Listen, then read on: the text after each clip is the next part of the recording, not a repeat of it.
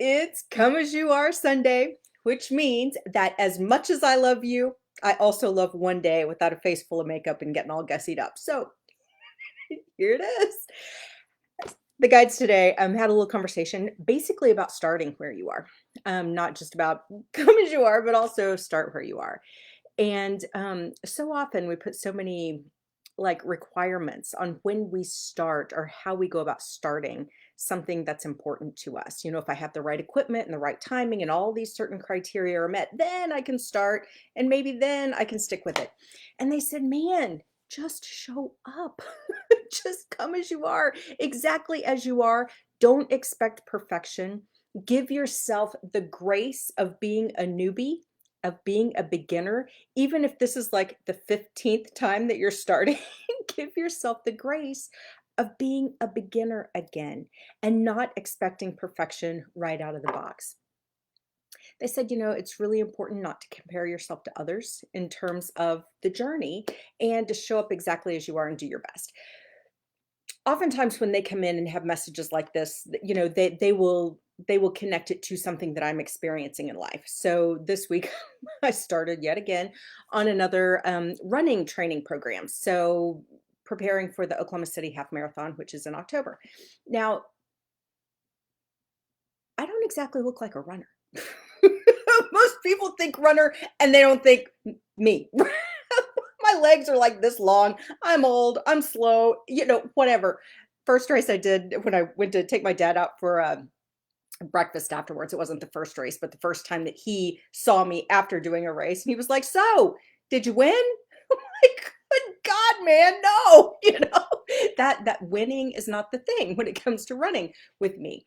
But they're so often, regardless of whatever you might be starting, a lot of people may have started like some New Year's resolution back in at the beginning of this month that might have already flown out the window now on the last day of the month. And that's okay. If it's important, we can always start again.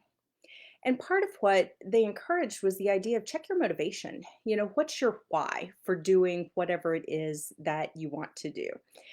Because often making sure that our motivation is aligned with our soul, that our motivation, our why is aligned with what's really important to us, helps us either keep going or start again quickly if we fall off the wagon or whatever.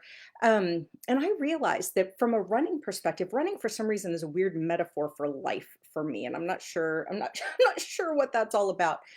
But anytime that my motivation was around, like, weight loss, I was like, "Screw that." It was really easy for me to jump off the treadmill or off the running wagon because that just wasn't, like, a huge motivator for me. But when I think about running in terms of my motivation being energy management and, like, mental and emotional health management, knowing that when I run or exercise strenuously, that it helps me deal with my energy. And for me, energy is a super big motivator. I mean, that's like super important to me, much more so than like say aesthetics or something like that. So just shifting that motivator or the why, really anchoring into what is my why, super helpful. So think about any of your goals or the things that you are trying or wanting to become and really think about what is your motivation behind that. And anytime you start feeling yourself, like pulling back or not leaning into the goal, you might remember whatever that motivation was or is, and anchor that back down more deeply. Some of that. Then they also encouraged make sure your why is more powerful than the 10,000 distractions that are trying to pull your attention and your energy and your time and your resources and everything else like that. I'm going to be honest. Here it is, 9:45 almost on a Sunday night. The reason I'm so late getting here is because I was totally distracted by a Star Wars movie because, the Rise of Skywalker one more time on a Sunday night seemed like a really good time investment. Totally a distraction. I know this. So, this was also a message for me. Manage your distractions. Make sure that your motivation and your why is more powerful and stronger than the 10,000 distractions that are being thrown at you all the time. They said, then do the best you can. Allow yourself to grow, to improve, to fail, because sometimes we will fail. And that's okay because that's also when we have the opportunity to learn.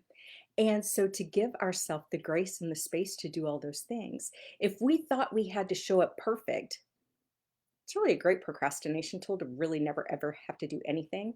And it's also a huge fear of failure that stands in the way because often it's thinking that we have to be perfect to prevent failure that keeps us out of the game. Hey, Renee, I'm glad you're here. So think about that as well. What are the things that are keeping you out of like really investing yourself in whatever it is that you're wanting to do?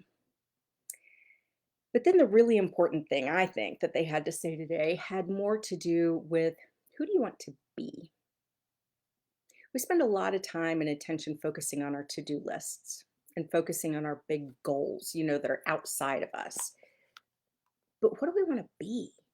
If we had a to-be list, what would that look like? Hmm. I had this conversation with my book editor this week and we were talking and I was talking about how hard it is to, carve out time on my schedule to write. Tim, you still think I'm crazy. That's awesome. I so appreciate that. To carve out time on my schedule to write. And I realized it was because in my mind, I haven't like owned the fact that I am a writer. I am a writer. There, I just claimed it right now. Hard enough for me to claim I'm a runner, right? But I'm a person who runs. I guess that makes me a runner, but I am a writer. And if I am a writer, then writing has as much like legitimacy and right to be on my schedule than anything else, just as much as anything else. And so I had to claim that. And sometimes to get to our to dos, we really have to think about our to be's. What do we want to be? You might think about that for yourself. Who do you want to be? Who do you want to be? You want to think about those words, I am. I am is an incredibly powerful statement because whatever comes after those two magic words sends a really powerful signal to the universe. So when you say I am, what do you say next? And I don't want to throw out a whole bunch of negative examples because I don't want to send that signal to the universe. But think about that. Every time you say I am blank, something, you're sending a signal. And it also says a lot about your to be list.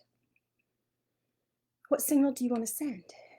What are your I ams? Who do you want to be? What energy do you want to hold? The energy of those words, holds a lot for you as well. And can you give yourself enough space and grace to start exactly right where you are in your current situation and work toward your to be goals? Which will actually make accomplishing your to-do list that you're going to write probably Monday morning, a lot more easier. Can you trust that you are exactly in the right space, in the right place, exactly as you are right now, imperfections and all, to start immediately being the person that you really want to be so that you can do the things that you really want to do? And can you love yourself enough to actually start, imperfections and all, and to keep going until your heart's happy? Can you be a person with a happy heart? Remember always that you are loved, both for who you are right this very second, and you are loved for who you will become, because they both matter.